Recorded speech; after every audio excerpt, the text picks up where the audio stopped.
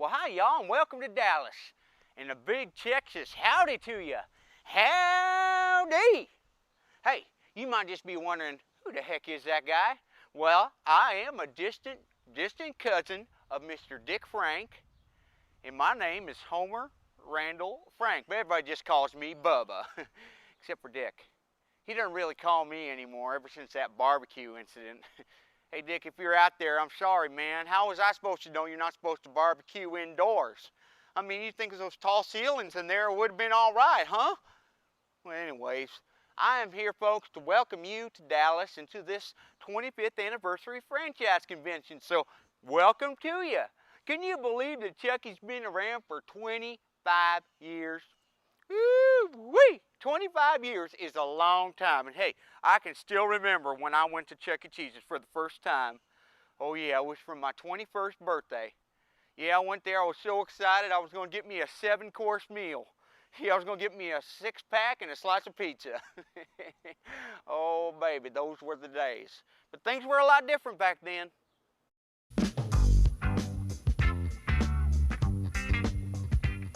When you're in for a real good time. Chuck E. Cheese is Chuck E. Cheese. When you're in for Video games were brand new, disco was in, and families needed a place to play and have some fun. And well, Chuck E. Cheese's was born, and so was Showbiz Pizza. Now, this is where you can get confused, so pay attention. The two companies fought it out for a while, but then they became one company, Showbiz. But they didn't keep the Showbiz name, they went with Chuck E. Cheese's. It's just a wild story. So as a part of tonight's festivities, CEC asked me to put together a little video kind of walking us down through the years of the past 25 years of Chuck E. Cheese. So, how could I refuse? I couldn't, man. I couldn't. And so, let's see what we got here.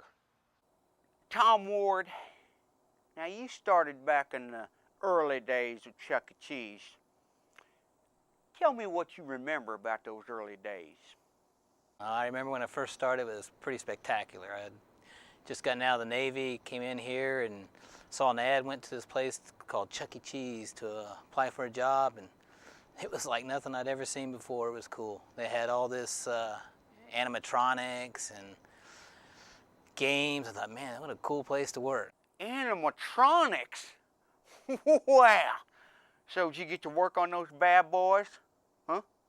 I started out as a technician at Chuck E. Cheese over in Arlington, right here in the Metroplex here. So Gene, tell me what you remember about those first days of working for Showbiz Pizza Place. Well, when I first started with this concept back in 1980, we were opening 5 restaurants a week. 5 stores a week? Man, that's insane. That's crazy. That's ridiculous. That's cool. That's cool. You know, the first 5 years of my career with the company under the Bob Brock regime were totally different. I mean, unfortunately at the time, I don't think we really knew who we were, who our market was, the market we were going after, and consequently, as the saying goes, if you don't know where you're going, any road will get you there. Ron, let me tell you something. That is good. I'm going to write that down. What was that again? It was, if you don't know,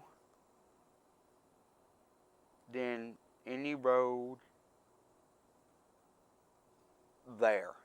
That's, man, that's powerful. I'm going to hang on to that one right there. So at the beginning, there were actually 2 companies. You had your Chuck E. Cheese on the one hand and your Showbiz Pizza on the other hand. Now, ain't that just confusing? But this feller named Nolan Bushnell, now he's the one that created Chuck E. Cheese's Pizza Time Theater. Now, Mark, you've been around for a long time. Tell me about Nolan Bushnell.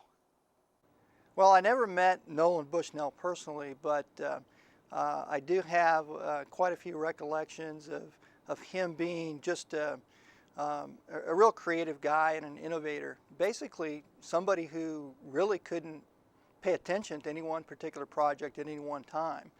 Man, I know how that is, you know, because I got me about 4 transmissions They're out there in my front yard, you know, in the bathtub that's out there. And I also got me the 69 Nova that's up on blocks. And, you know, I don't think I'm ever going to get that thing finished. I think it's just going to rust out, you know. So it's kind of like that, right? Just too many projects? I think that's probably part of the reason that Pizza Time Theater got into trouble. There were so many projects going on that really weren't producing any real income for Pizza Time Theater, and basically, you know, sucked out all the profits from Chuck E. Cheese to keep some of these projects afloat. I know how that is too, because that Nova is sucking the money right out of my wallet. Doug Haley, tell me about this Bob Brock feller. The thing that was interesting about Bob is he would stop and he would talk. If something related to something in the past, he'd stop and basically tell a story of whatever that relationship was, and he was extremely interesting. He had quite a unique background. Really? Hey, tell me about some of them stories that Bob used to tell. I don't remember the stories. I just remember everything would stop. Well, those must have been real interesting stories. Can't remember any of them. Probably the biggest thing I remember about Bob is a man of vision. He was a real idea man. You could sit down in meetings with him and the rest of us would just be starting to think, and Bob's already popping out 10, 15 different ideas that maybe would work. A lot of them were pretty crazy. Oh man, I've had me some crazy ideas myself. I had this one idea where I was going to take me some mayonnaise and I was going to feed it directly to the tuna fish, you know, in the ocean, so that when you caught them and canned them, they'd already have mayonnaise with them. Now, that's pretty crazy. I like to think outside the box, you know what I mean? I'm a thinker. I'm an idea man. I got them. They're just rolling all the time. Ideas, ideas, ideas. Just like Bob Brock, just like Nolan Bushnell. I'm an idea man. You know, creative genius is what I am. But with any type of a idea brainstorming, you've got to get through the crazy ones to find the good ones, and he did have some good ones. All right, so then you had the two companies, right? You had your Billy Bob and your Showbiz on the one hand, and then on the other hand, you had your Chuck E. Cheese's Pizza Time Theater. Well, they were going to duke it out, right? You had your Billy Bob, who's like The Rock, right? And then you had your Chuck E. Cheese, who's like Goldberg. It was going to be like WWF Raw, baby. And then they're going to go in there, and Billy Bob's like going to throw the flying elbow like this. And Chucky's like, no, don't throw the flying elbow. And Chucky's like, yeah, I'm going to throw the pile driver on you. And he picked up Billy Bob. He started banging on his head. Billy Bob, I'm going to kill you. I'm going to kick your... So tell me, Alice, what do you remember about all this competition between Showbiz and Chuck E. Cheese?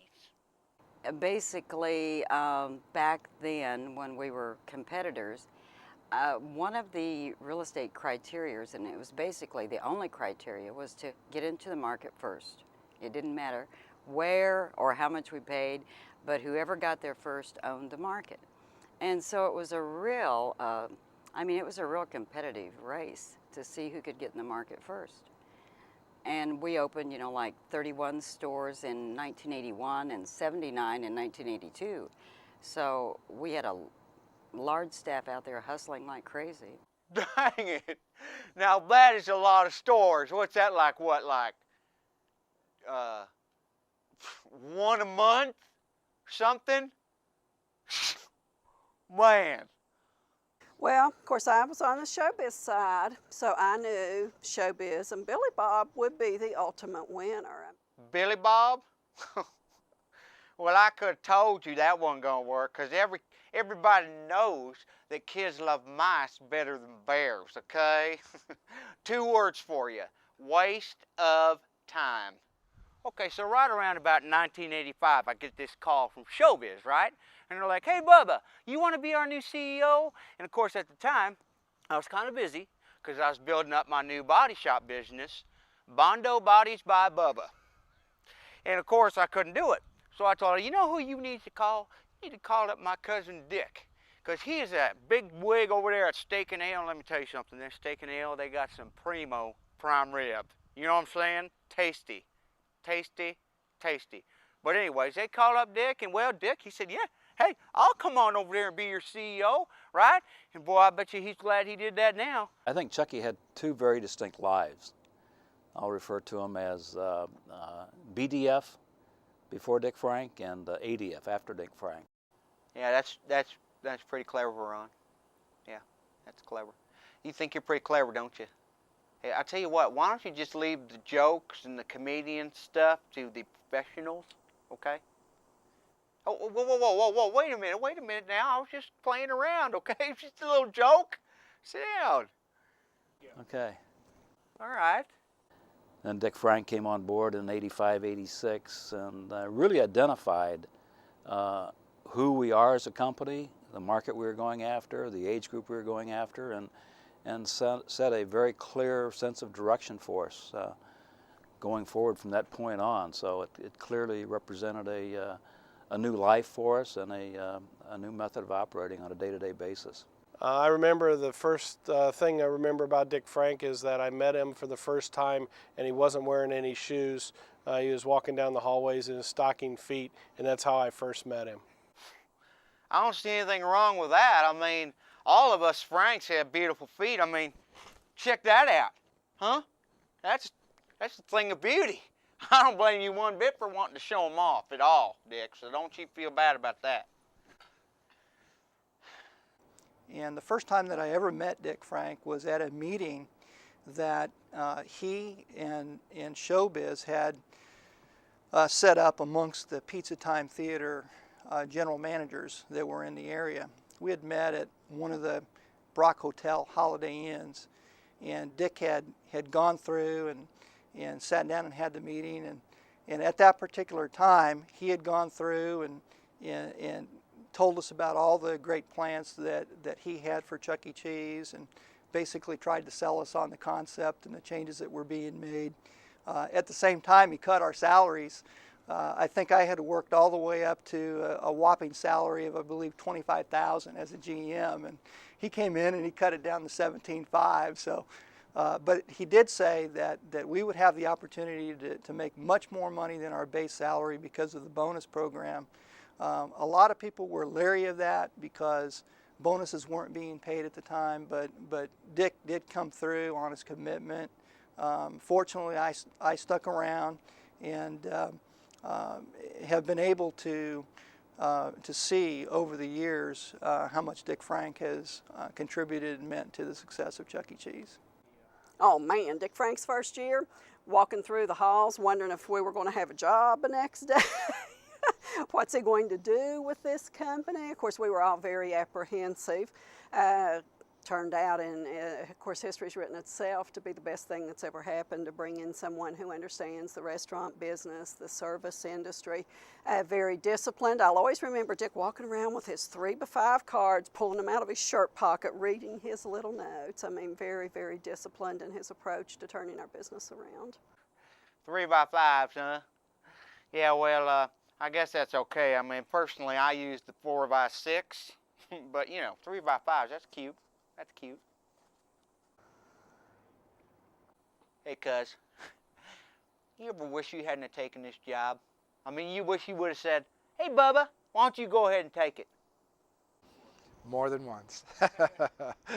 More than once. In those early years, sometimes when those Fridays came around and payroll was due, and we weren't quite so sure whether or not we had enough money in the bank to cover it. There were some times when you wondered, whether or not we were going to be able to make it. But the one thing I don't think I ever doubted was that as long as we got the time, I don't think I ever doubted that Chucky would be successful. I always believed, Chucky and I guess at that time Showbiz, but I always believed that the concept, the niche was right, that a lot of mistakes had been made, and yet if we had the time, I really always believed that we could bring the brand back, and fortunately we got that time and have been pretty successful since. Man. It's beautiful, Nick. It's beautiful. Hey, just one second. I'm all right.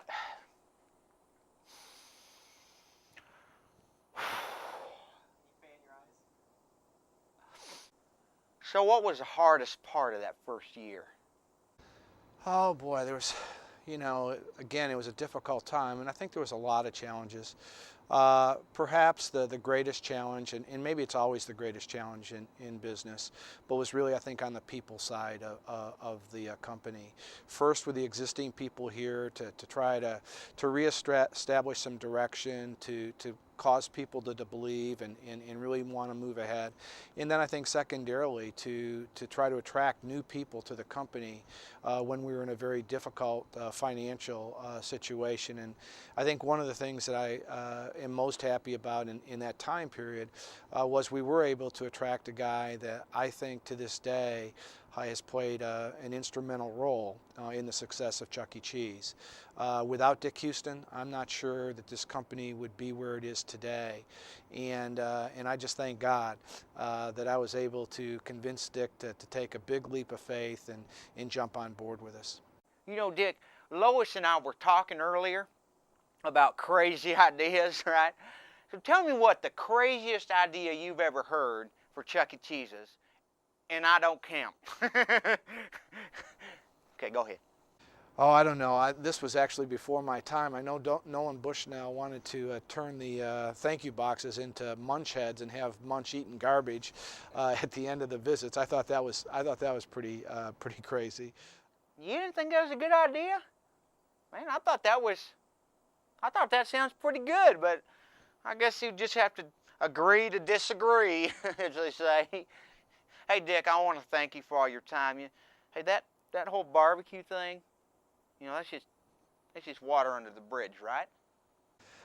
Nope. Happy 25th to Chucky and to the franchisees. I just say it's been great getting to know you, and most importantly, I really do appreciate all the support you've given me and the company over the years. I know there's been a lot of difficult challenges that we face, but at the end of the day, you've always stood there shoulder to shoulder with us, and I do appreciate that. And most importantly, I appreciate the friendship. So let's have another great 25 years. Thanks. Well, I'll tell you what, that's about it. That's all I've got. I sure hope you enjoyed this video, because I sure as heck enjoyed making it. And I want to give a special thanks to all those support center people that helped me out with all those interviews. That was great. Hey, listen, right now it's time to introduce that mouse who brung us here, the Big Cheese himself. Come on, let's give a big warm round of applause to our best pal, Mr. Chuck E. Cheese.